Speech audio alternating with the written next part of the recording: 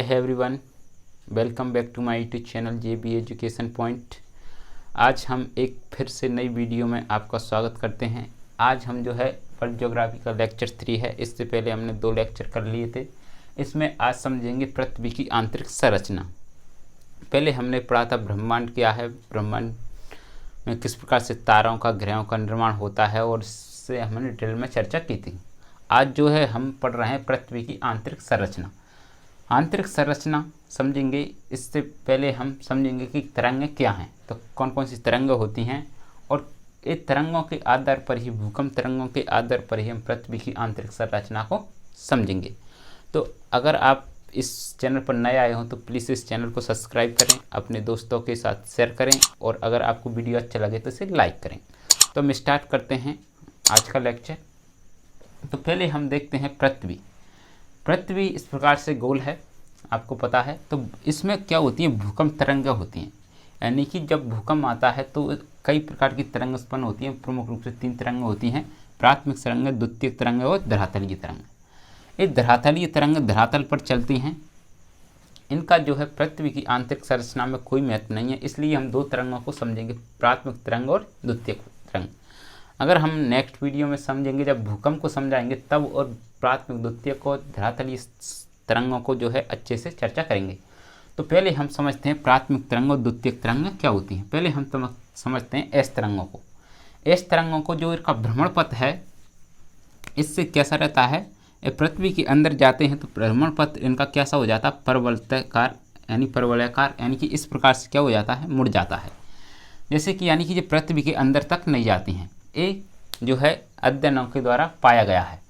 इसके बाद हम देखते हैं तो एस तरंगें हैं, पृथ्वी के अंदर तक ना जाकर पृथ्वी की जो है इस प्रकार से मुड़ जाती हैं। तो इससे पता चलता है, और एक क्यों मुड़ती हैं, क्योंकि पृथ्वी के घनत्व में क्या पाया जाता है, अंतर पाया जाता है। यानी घनत्व में अंतर के कारण है जो है तरंगें हैं क्या करती हैं, इस प्रकार से मुड़ जाती हैं। यानी एस तरंग है पृथ्वी के जो है अंदर वाले भाग में नहीं जा पाती हैं, सिर्फ किस भाग में जाती हैं, ठोस माध्यम में प्रवेश करती हैं। तो ये कौन सी तरंग होती हैं, एस तरंगें होती हैं। तो इसके बाद अगर हम दूसरी देखते हैं पी तरंगें, तो पी तरंगें हैं भूकंप की तरंगें हैं, पृथ्वी के केंद्र तक यानी कि अंदर तक जो है जा सकती हैं। तो इससे यह ज्ञात होता है, जो पी तरंग है पृथ्वी कहाँ तक जाती हैं, अंदर तक जा सकती हैं। तो इस प्रकार से ये क्या जाती हैं, ठोस और द्रव, यानी पी तरंगें हैं ठोस और द्रव में भी जा सकती हैं। तो इस प्रकार से पता चलता है कि पृथ्वी में जो है इसके घनत्व में अंतर पाया जाता है, कहीं ठोस पाया जाता है और कहीं द्रव पाया जाता है।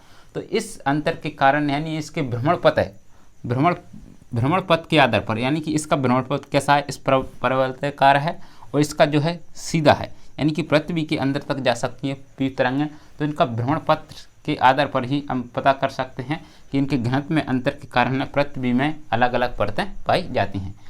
लेकिन अब गति के आधार पर, तो गति के आधार पर जो है हम तरंगों को 3 भागों में बांटते हैं, इन एस तरंगों और पी तरंगों को। एस एंड पी तरंग, S star and P star, और S G and P G. इन तरंगों के आधार पर ही जो है हम इनकी गति के आधार पर, यानी कि इनकी गति है ठोस माध्यम में कैसी होती है, कम होती है। यानी इस प्रकार से हम समझते हैं, जैसे कि इनकी गति है, यहाँ पर देखते हैं ठोस, यानी कि इसका घनत्व कम है, तो इसकी गति यहाँ पर कैसी होगी, कम। तो यानी कि इसमें एस तरंगें एस चलती हैं। इसके बाद इसकी गति तेज हो जाती है, यहाँ से यहाँ तक तेज हो जाती है। तो इससे पता चलता है कि यहाँ पर दूसरी परत पाई जाती है, तो यहाँ पर एस स्टार और पी स्टार तरंग चलती है।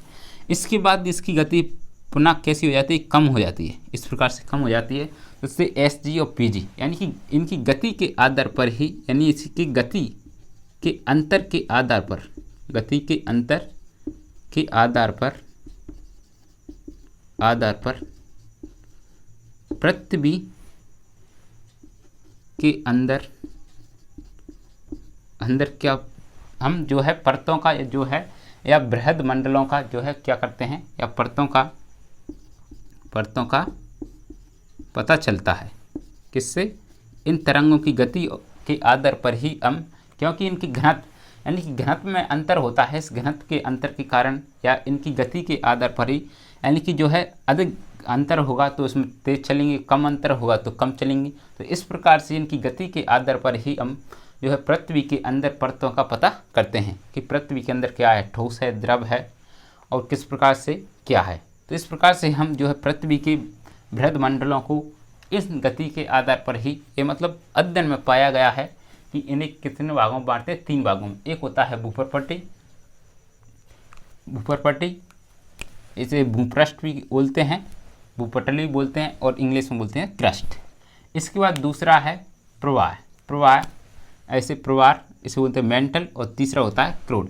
यानी कि हम इन गतियों के आधार पर पृथ्वी के जो है भागों को कितने भागों में बांटते हैं, 3 भागों में बांटते हैं। किसके आधार पर, जो है हम इसके घनत्व के आधार पर 3 भागों में बांटते हैं। इसके बाद हम इन 3 भागों को पुनः अध्ययन की दृष्टि से जो है छोटे या लघु भागों में बांटते हैं। यानी अध्ययन की दृष्टि से इन्हें हम 6 लघु भागों में बांटते हैं, लघु मंडलों में बांटते हैं, ये लघु मंडल कौन कौन से हैं, जैसे कि हम देखते हैं अपर क्रस्ट और लोअर क्रस्ट। जो अपर क्रस्ट और लोअर क्रस्ट के मध्य जो है असभ्यता क्षेत्र पाया जाता है। असभ्यता क्षेत्र क्या होता है, देखो इसे समझते हैं पहले। असभ्यता क्षेत्र, इसे बोलते हैं कॉन्टिन्यूटी जोन भी बोलते हैं। तो असभ्यता क्षेत्र क्या होता है, ये असभ्यता क्षेत्र क्या होता है, जैसे कि कॉर्नर्ड असभ्यता क्षेत्र है। यानी 2 जो है क्रस्टों के मध्य क्या आ जाता है, उनके घनत्व में अंतर पाया जाता है, इसे बोलते हैं असभ्यता क्षेत्र। तो इस प्रकार से कुछ हम असभ्यता क्षेत्र देखते हैं उनके घनत्व में अंतर के आधार पर। जैसे क्रस्ट है, ये अपर क्रस्ट और लोअर क्रस्ट के मध्य जो असभ्यता क्षेत्र पाया जाता है उसे बोलते हैं कॉर्नर्ड असभ्यता क्षेत्र। इसके बाद हम देखते हैं लोअर क्रस्ट और अपर मेंटल। लोअर क्रस्ट और अपर मेंटल के मध्य जो पाया जाता है उसे बोलते हैं मोहो असभ्यता क्षेत्र। इसके बाद हम देखते हैं अपर क्रस्ट और अपर मेंटल और लोअर मेंटल के मध्य जो क्षेत्र पाया जाता है उसे बोलते हैं रेप्टी असभ्यता क्षेत्र। इसके बाद हम देखते हैं लोअर मेंटल और आउटर कोर के मध्य जो है असभ्यता क्षेत्र पाया जाता है उसे बोलते हैं गुटेनबर्ग असभ्यता क्षेत्र। इसके बाद आउटर कोर और इनर कोर के मध्य जो क्षेत्र पाया जाता है उसे बोलते हैं लोयमैन असभ्यता क्षेत्र। तो इस प्रकार से इनके घनत्व के आधार पर इन्हें जो है कई लघु क्षेत्रों में, असभ्यता क्षेत्रों में बांटा गया है। इससे हम आगे समझते हैं, अब एक एक क्षेत्र को समझते हैं। पहले हम देख लेते हैं भूपरपट्टी या क्रस्ट को। भूपरपट्टी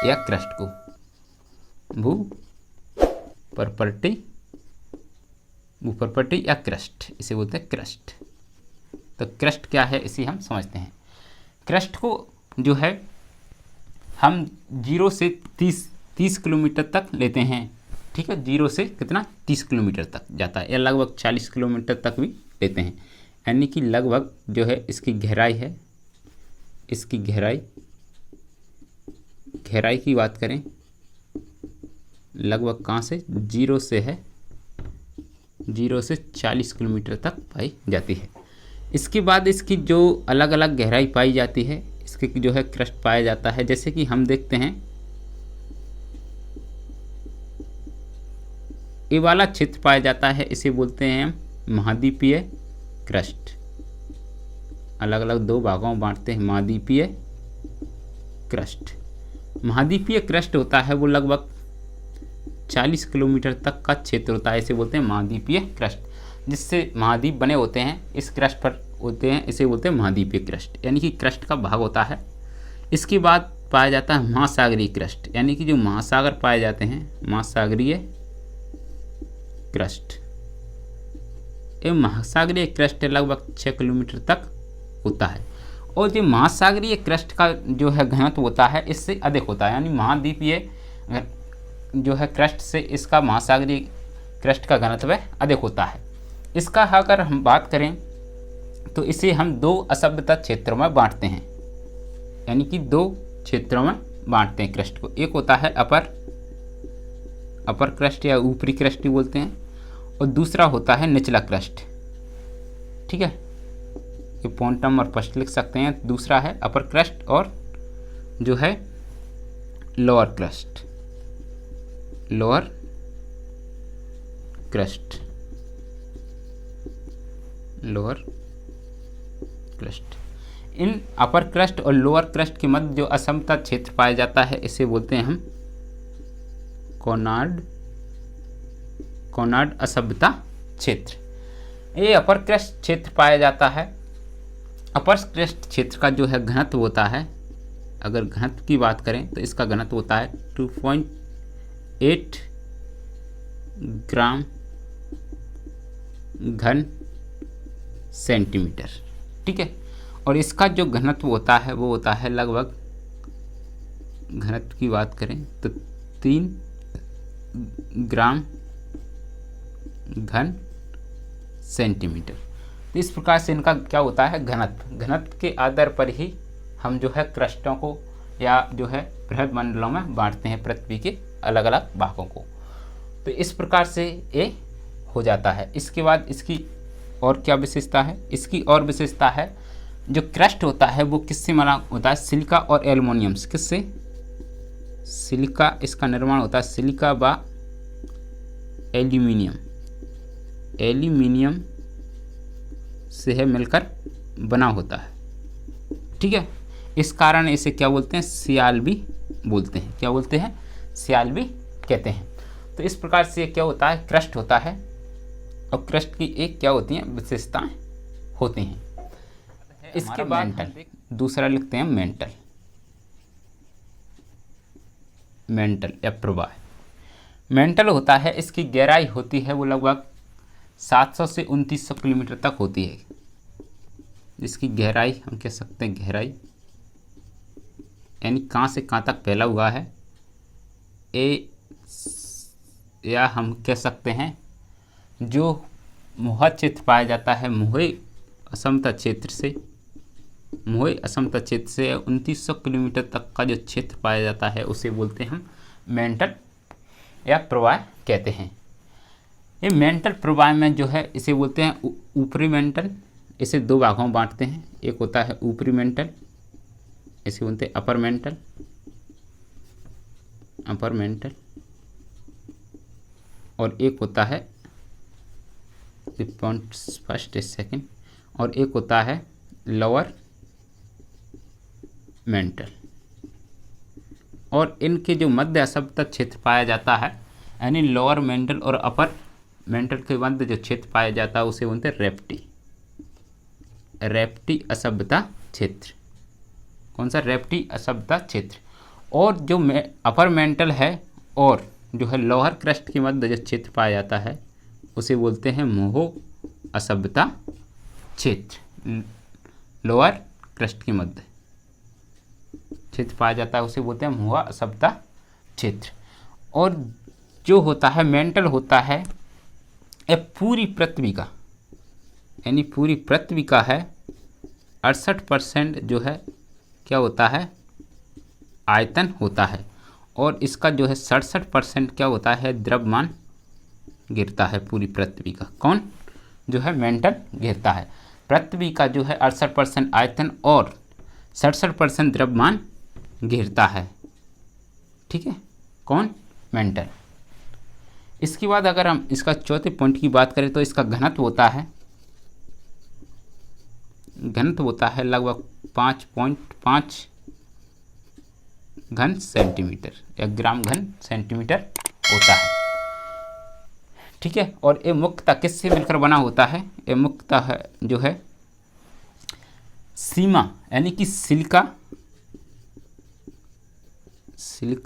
और जो है और मैग्नीशियम, यानी सिलिका और मैग्नीशियम से मिलकर बना होता है। इस कारण मैग्नीशियम से बना होता है, इस कारण इसे क्या बोलते हैं, सीमा भी कहते हैं। तो इस प्रकार से क्या होता है मेंटल का, और मेंटल के अंदर एक क्षेत्र पाया जाता है, इसे बोलते हैं असभ्यता क्षेत्र, इसे बोलते हैं रेप्टी और इसे बोलते हैं मोय। इसके बाद इसमें एक और क्षेत्र पाया जाता है जो भूकंप के लिए, यानी कि इस क्षेत्र में मेंटल क्षेत्र में ही क्या आते हैं, भूकंप होते हैं, जो 700 किलोमीटर तक के लगभग कुछ क्षेत्र होता है, या 400 से जो क्षेत्र होता है उस क्षेत्र में है अधिक भूकंप आते हैं, यानी भूकंप क्षेत्र होता है। इसके बाद हम अगला देखते हैं क्रोड। क्रोड या इसे कोर बोलते हैं।